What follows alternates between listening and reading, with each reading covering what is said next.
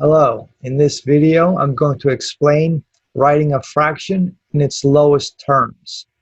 That is also known as reducing a fraction. Now in this section here, we're going to cover a variety of topics, including things that we've covered before, such as divisibility rules and the greatest common factor. So I'm not going to thoroughly go into those again because I already covered them in the M1.9 video lessons. So if you have not seen the M19 video lessons yet, I recommend you see those first before you watch this video. So for example, the first three questions here deal with divisibility. Since I already covered those, I'm going to go pretty swiftly. All right, so question number one. Which of the following numbers are divisible by 2? Now, recall that if a number is divisible by 2, its ones digit is an even number. It's ones digit. So I'm going to go right down the line here, and I'm going to list with a comma between each answer all the even numbers. 26 is even. 104 is even. 390 is even. 52. 130. 234. 3276. 39 is not even because the 9 is not an even number. 13 is not even, it's odd. 195 is odd. 117 is odd. So it looks like this is all we have for the even numbers. Let's see if it's correct.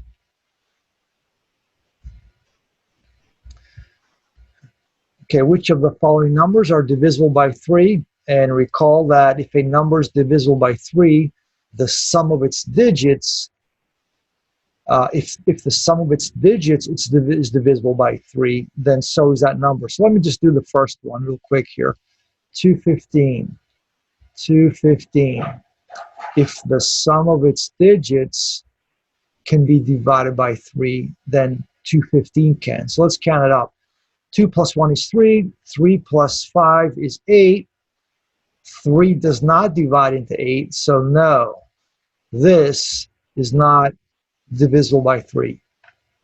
All right, so let's go down the line here, see if we can do these in our heads. 3 plus 8 is 11, plus 7 is 18. 18 is divided by 3, so 387 is divided by 3. 1 and 2 is 3. 3 and 9 is 12. 12 is divided by 3, so 129 is divisible by 3. 6 and 4 is 10, and 5 is 15. Yep, that's divisible by 3. All right, so 645. So again, this is a review. 2 and 5 is 7. 7 and 5, 8 is 15. 15 is divisible by 3.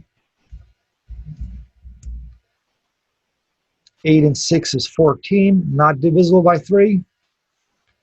1 and 0 is still 1. 1 and 3 is 4. 4 and 2 is 6. 6 is divisible by 3, so 1032 also is. 3 and 0 is still 3. 3 plus 9 is 12. 12 plus 6 is 18. That's divisible by 3. So 3096 is divisible by 3. 1 and 7 is 8. 8 and 2 is 10. 10 and 0 is still 10. Nope. 8 and 6 is 14. 14 and 0 is 14. 3 does not divide into 14. 1 and 7 is 8. 8 and 2 is 10. Nope. 3 plus 4 is 7. 7 plus 4. Nope. So if the math is done correct, that should do it. If you need to, write it out. But this is review, so I'm kind of going pretty fast here. Save a little time. And then finally here, we have divisibility rules for the number 10. And what they're asking is, which of these are divisible by 10. And if you recall, if a number ends in 0, it is divisible by 10. So whichever number ends in 0 is divisible by 10. So we have 1240. And then we have 620. And looks like that's it. All right, now new concept here. Fraction in lowest terms. So again, terminology you have to be mindful of and you have to understand.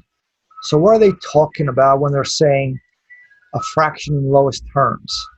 Well, basically, if it could happen, if a fraction can be reduced to its lowest terms, it could be reduced. It could be made smaller. The numbers could be made smaller. So for example, let me see if I can think of something here. Let's try a quick and dirty illustration. So let's say we have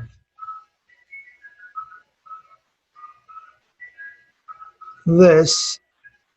So pretend these are equal parts, right? Pretend they're equal parts. They're not, because my drawing is not great. Pretend they're equal. All right. So if we shade one of these parts, we did this before, right, in a previous video. This is equivalent to one part over the entire amount, which is how many parts? How many equivalent parts? 1, 2, 3. So this is equivalent to 1/3 of the parts being shaded. All right.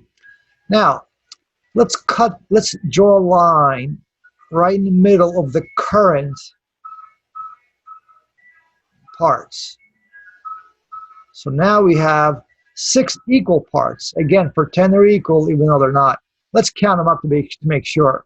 1, 2, 3, 4, 5, 6. We do. Now, let's see how many shaded parts we have. 1, 2, right? We have 2 parts. And how many total do we have? Do we say 6? 6 equal parts. Well, guess what? This proves nicely, doesn't it? Visually, at least, that 1/3 is equal to 2/6 because it's the same area. See, the exact same area is shaded. I didn't change the amount of shading. I just cut this into smaller pieces. So the same area is shaded. 1/3 is the same as 2/6. Now, for these problems, we're actually going the other way. We're given the bigger number, so we're given 2/6, for example, and they want to know, well, what is this 2/6 in lowest terms? So they want you to go the other way and reduce the fraction to make it smaller. All right, so there are techniques for that that we will use. So, but let's just dive right into the problem here, and we'll go over those techniques. All right, so the problem here we have is 35 over 56. So there's a couple different ways you can do this to reduce a fraction. Remember, this is also called reducing a fraction. Lowest terms, reducing, same thing. So one way to do it is to break this up, break the numerator and denominator into its prime factorization. Now, we covered this before in M19, right? So I'm going to fly through here real quick. 35. I'm going to put that there. I'm going to create a factor tree, and I'm going to create a factor tree here. So 35 is the same as what? 5 times 7. They're both prime, so we're done. 56 is the same as 7 prime times 8. 8 is the same as 2 prime times 4. And 4 is the same as 2 times 2. All right, so why did I do this? Because now I'm going to take the prime numbers and put them up here. 5 times 7 is equal to 35. And also down here we have 2 times 2 times 2 times 7. When we multiply this out, we'll get 56. The reason we would do such a thing is because now to reduce a fraction, to write it in lowest terms, what we do is we look at the numerator and denominator, and whenever there's numbers that are similar, that are the same in the numerator and denominator, we can simply just cancel them out. We can cancel them out. Okay? Now, let me just erase this and just show you a little bit more. There's different ways help show you the canceling process. So this is one way to do it, like this, just whatever number's the same, top and bottom, slash it out. Another way that they'll show it is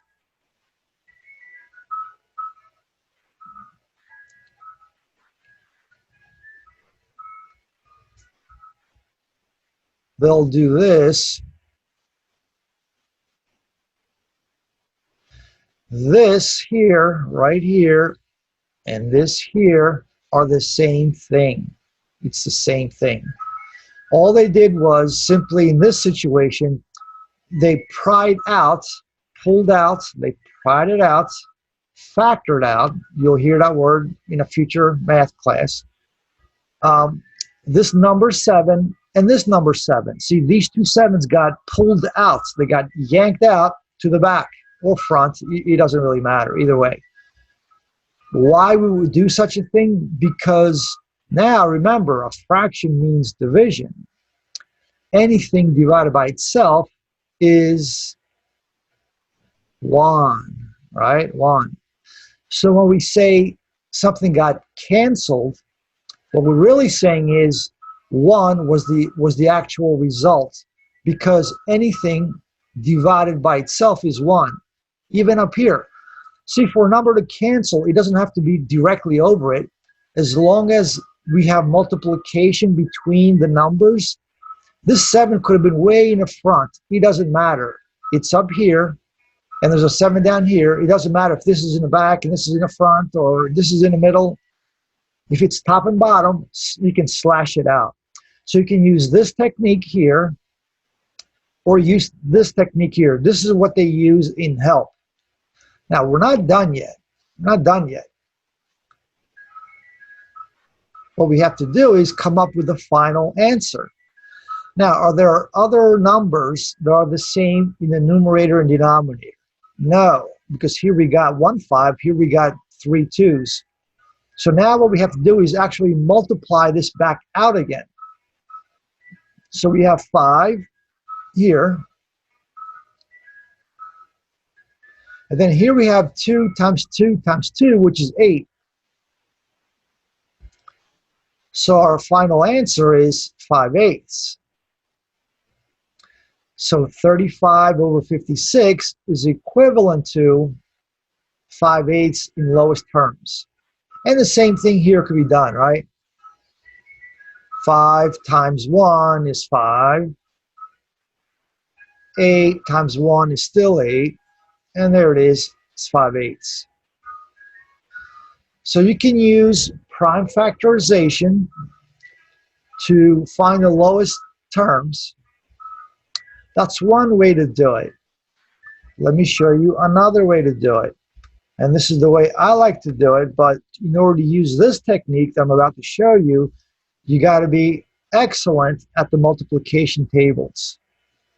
You got to know the facts inside and out to do this.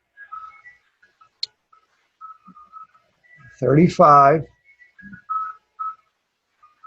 over 56. Now, the help, let's see if they talk about the greatest common factor.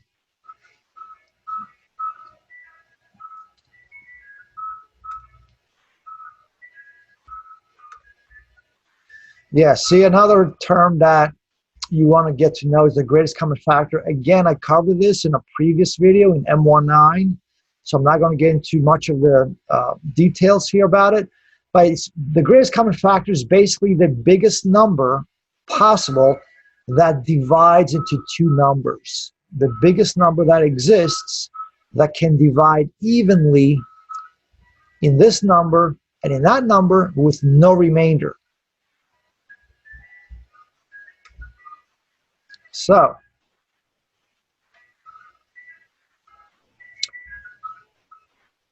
one way to do it is this. Now, this little thought bubble here is what you're thinking about, okay? This is what's on your mind right here. Right now, your mind is blank. But the question that we have to answer is, what are you thinking about? What's the biggest number you can think of that divides evenly into 35 and 56? We have to choose the biggest number that exists that divides evenly into 35 and 56. Well, if you know your multiplication facts, you know the number is 7. 7 divides into both. Now, here's what you do. You're going to divide. 7 divides into 35, slash the 35 out. 7 divides into 35 5 times. 7 divides into 56, slash the 56 out 8 times. Okay, so let me repeat that. 7 divides into 35 5 times. 7 that you're thinking about divides into 56 8 times. Now, we don't need this thought bubble anymore. It served its purpose. We can get rid of it. All we got to do now is just simply take this number and write it over here. And we're done. No factor trees, no canceling top and bottom. There it is. Now, this is really only useful when the numbers are reasonable. If the numbers are very big, and there will be an example coming up where the number is huge, I have no idea what the biggest number is that goes into both. So we'll have to use the factor tree for that one. But if the numbers ring bells, and this should ring bells from the multiplication facts, use this technique. Now, a variation of this technique is this. A variation of the technique is this. 35 over 56. Let's say you know the number is 7. Then you can do this. You can say, okay, I'm going to divide by 7 then here, and I'm going to divide by 7 here. Oops. Divide by 7 here. And what does that give me? 35 divided by 7 is 5. 56 divided by 7 is 8. So it's really the same type of setup as this one. So whichever you like. So you have 3 actually ways to reduce, to write fractions in the lowest terms. You have this way, and you might have to use the factor tree to get the prime factorization. Okay? And this way, right here, or this way. So I'll probably be, in this video, I'll be using this a lot, and maybe a little bit of this. And you can use whichever one you like. All right, so 5/8 is the answer. Let's put that in there, see what happens.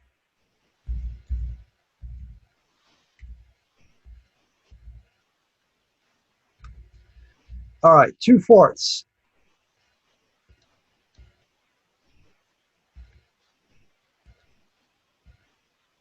What number are you thinking about that divides into 2 and 4? 2, you said. Correct. 2 divides into this 2 one time. 2 divides into 4 2 times. We don't need our thought bubble. 1 over 2.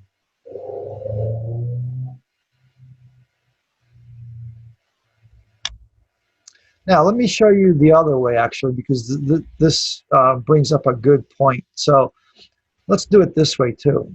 2/4. So 2/4 is the same as 2 over 2 times 2, correct?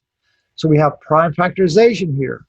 So let's reduce. We have 1, 2 here. We have a couple of 2's here. So all we got to do is reduce it with 1. And again, the 2's don't have to be on top of each other. We could just reduce these 2, slash those 2 out.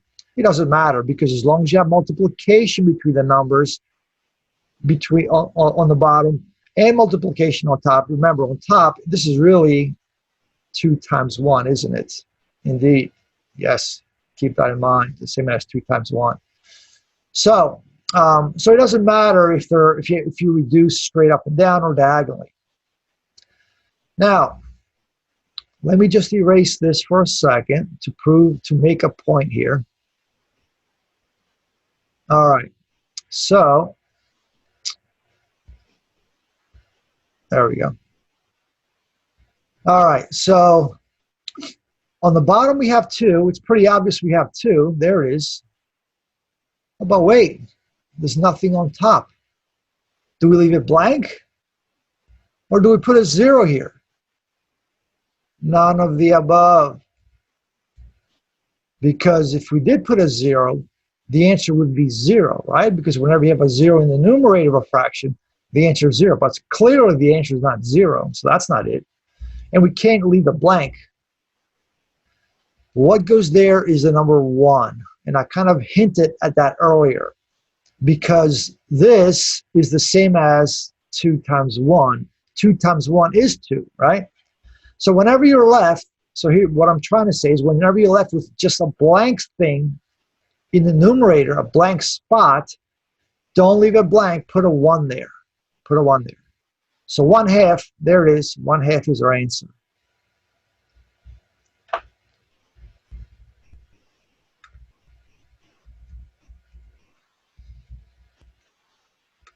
Okay, now there's a huge number. What's the biggest number that divides into both? I have no idea. So we could start guessing, but nah, that's going to take forever. So why don't we break these down, the numerator and denominator, using the factor tree, using prime factorization. So let's do the 590 first. Now remember, it's a big number, but use your divisibility rules that you have mastered already, right? Okay.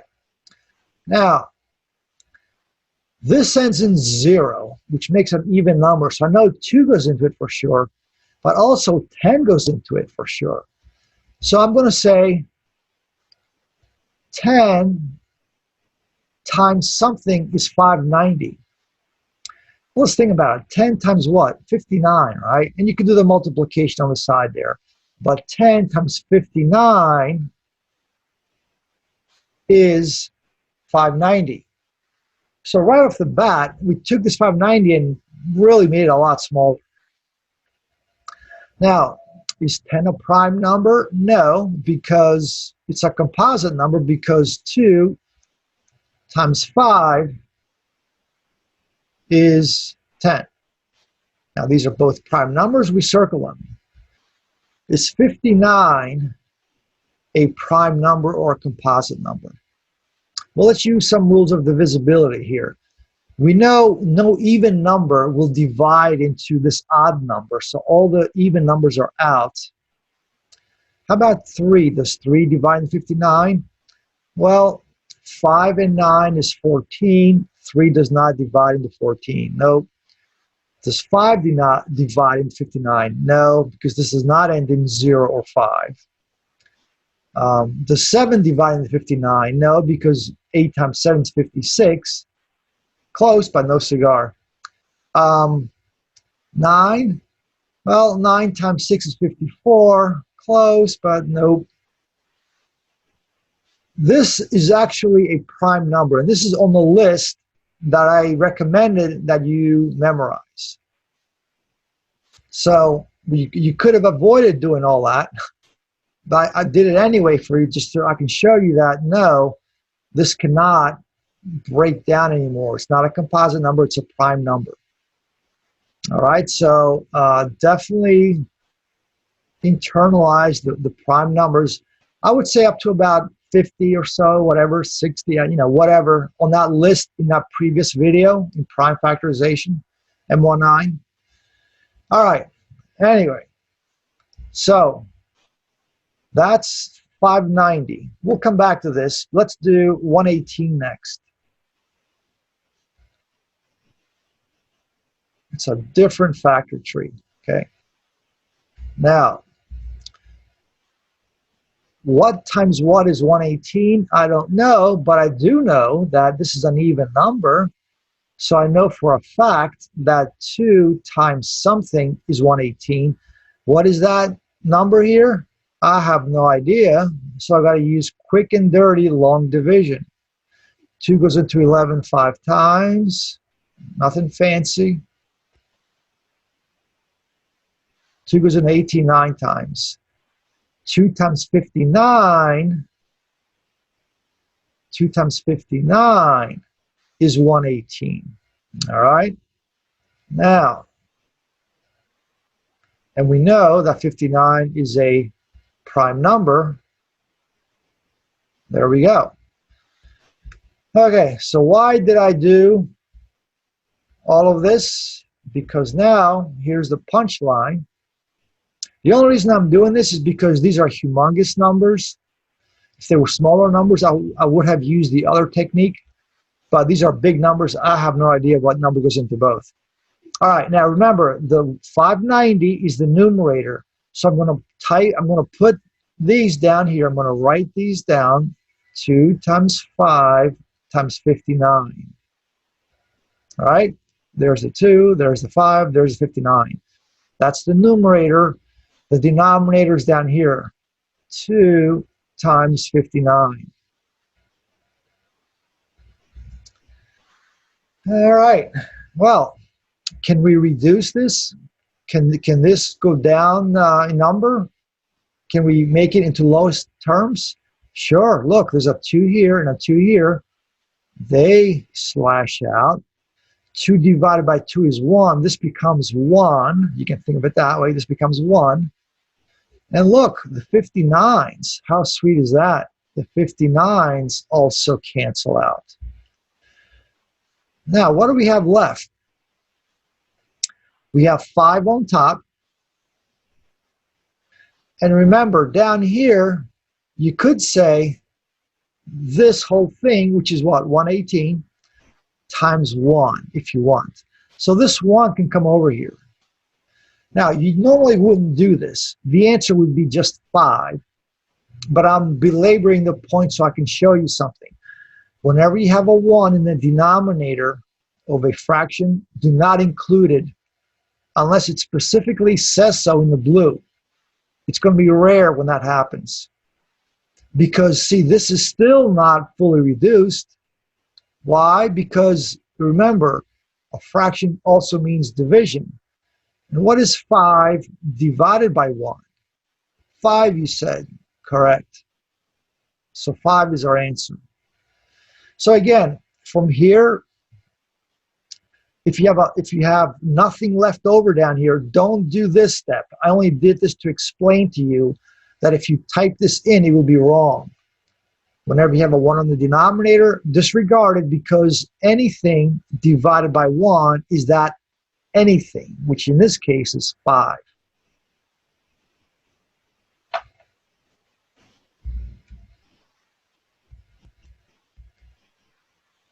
All right, so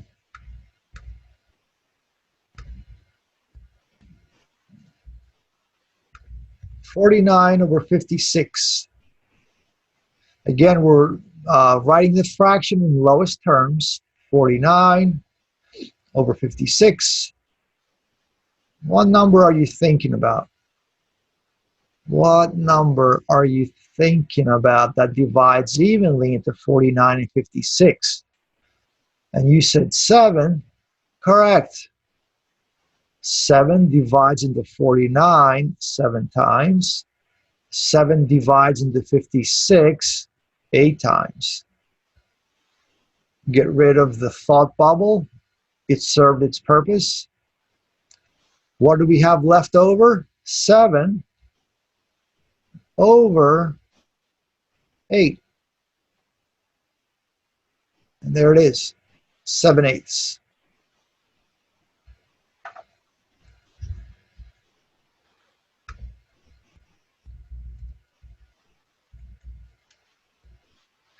All right, so here what they want us to do, it's a two-step problem.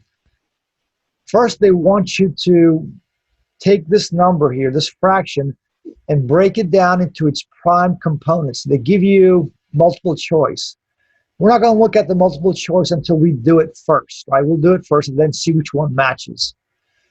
And then after we choose the right answer there, then part B says, okay, well, then reduce the fraction to lowest terms, which is what we've been doing here.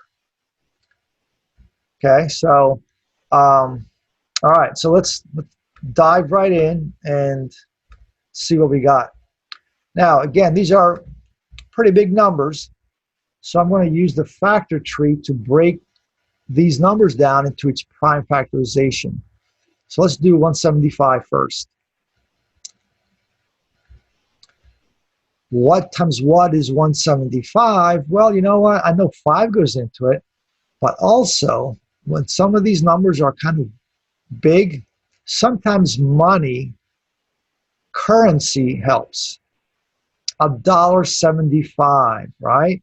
Oh, I know quarters go into this thing.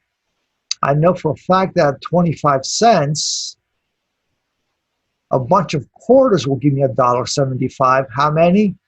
Well, there are 4 quarters in $1, and in another 3 will give us $1.75. 4 plus 3 is 7. 7 times 25 is 175. 5 times 5 is 25. Done. We'll come back to this in a minute. Let's do the denominator now, 245.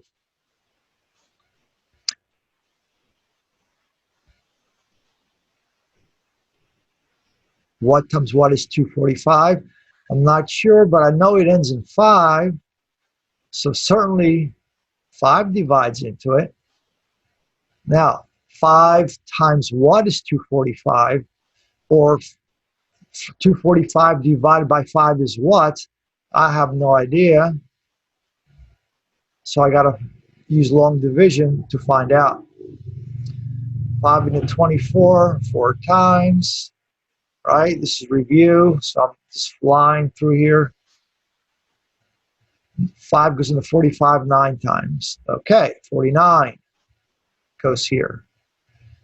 Okay, so let's erase that. Get that out of there. And then 7 times 7 is 49. All right, well, let's write this down as a fraction. So we know 175 goes on top, so 5.5.7, right? Here it is, right there. And this dot means multiplication. You must put the dot there. Then here we got 5.7.7. All right, well, there's our answer. Let's see which one it is. Well, it looks like A. Right, there it is. Looks like A. Let's try A. There it is. All right, now they're saying you did all that work. Now, what is the lowest terms? Well, you know what? We're not going to put 175 over 275 and figure out what goes into both. No, look, we did this work already.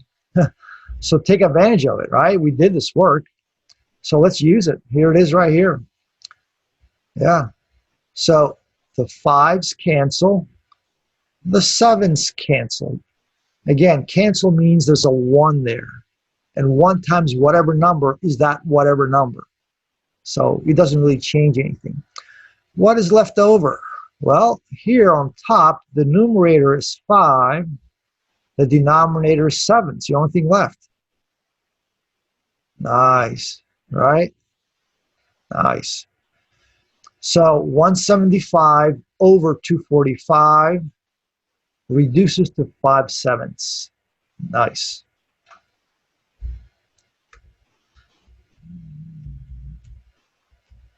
So when the numbers are big, yeah, use this technique. Because if you were to ask me what's the biggest number that goes into 175 and 245 using the thought bubble, that thought bubble will stay blank because I have no idea. Apparently the biggest number, look, is 35, right? 7 times 5, 7 times 5 times 7, 35 was the biggest number. I would never have known that. All right, let's keep rolling. All right, so same thing. They want this in prime factorization form. All right. So we have 8. So here we're kind of, we're stuck to use this technique, right? There's no alternative here. We could say what goes into 8 and 16, but then we wouldn't be able to choose the first part, which is the prime factorization. So here, for this problem, we have no choice. We have to use prime factorization. If it was up to me, like if we didn't have to do it this way, I would just simply think in my head the biggest number that goes into both. And maybe I'll do that too at the end here. But let's just break this down into its prime factorization. 2 times 4 is 8. 2 times 2 is 4. Done. Then we got 16. And remember, there's no right or wrong with the factor tree. 4 times 4 is 16. 2 times 2 is 4. 2 times 2 is 4. Numerator, denominator. 2, 2, 2. 2, 2, 2, 2. 4 2s. Cancel, cancel, cancel. Remember, there's a times 1 here, right? We don't want to leave the numerator blank.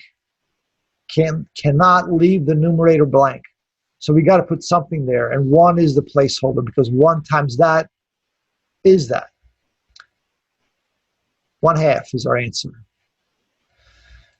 So, all right, so I'm getting ahead of myself here. So first we have to pick the right prime factorization, and this is it here. And then part B is, where'd it go? Part B is in lowest terms. So lowest terms is 1/2. All right, now let's say that the question was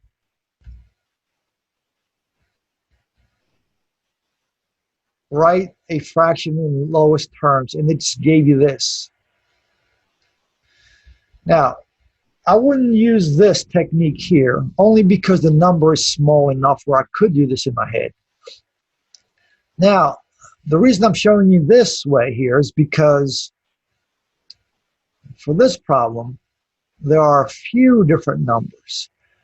So what number divides into 8 and 16? We could say 2, but is that the biggest number? No. If you don't choose the biggest number here, that means you got to reduce again, because that means that you're not fully reducing. So 2 is not the biggest number.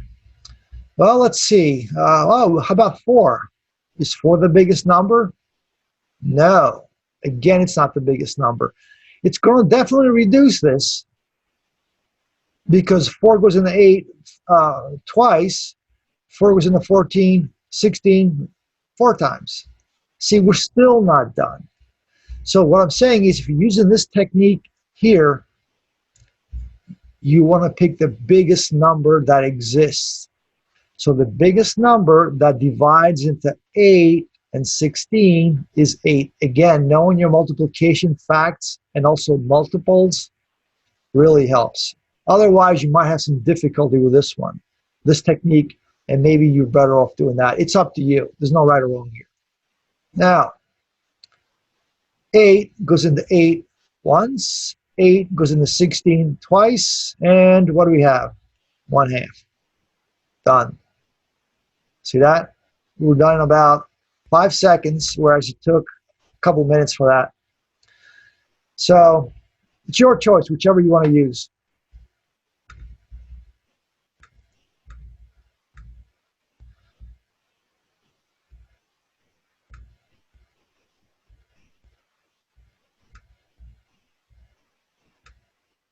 Okay, so actually this is pretty similar, right? All right, so in this case, we're looking at 8/12. So again, we have to use the factor tree. Now, to save a little time here, we know what 8 is, don't we? We know that 8 is 2 times 2 times 2. That's the numerator. Well, let's think about this. We can do this in our heads. This is not too bad. 12. 12 is the same as 2 times 6. And 6 is the same as 2 times 3. Oh, yeah. All right. 2 times 2 is 4. 4 times 3 is 12. Yeah. All right. So here we are. Let's see which answer it is. So we have 3 2's on top, and then 2 2 3 on the bottom. Looks like D. Now they want us to reduce.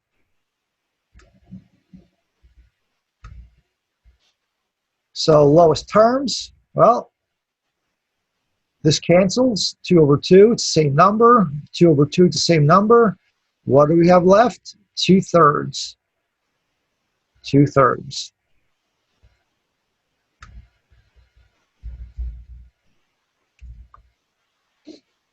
Just real quick,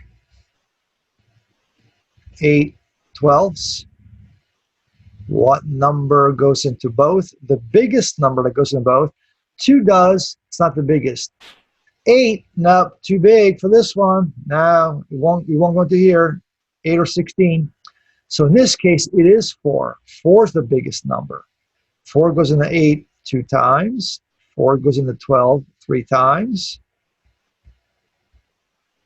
2 over 3. There it is. One more.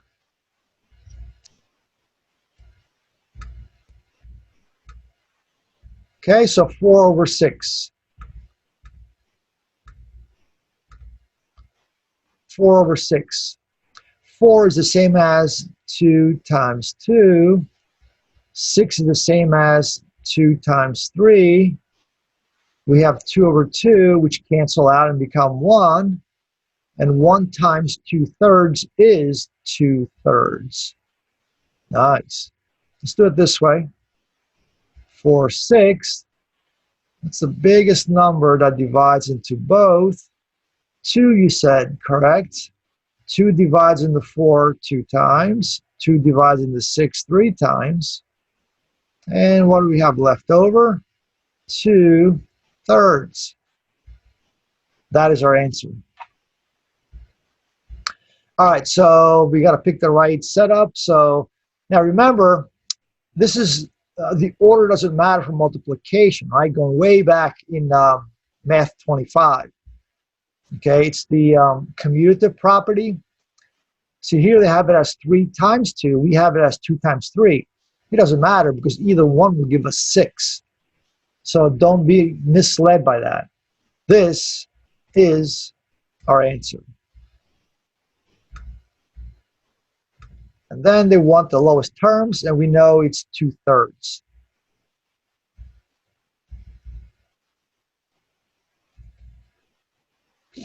Okay, so that's how you perform reducing a fraction or writing it in lowest terms.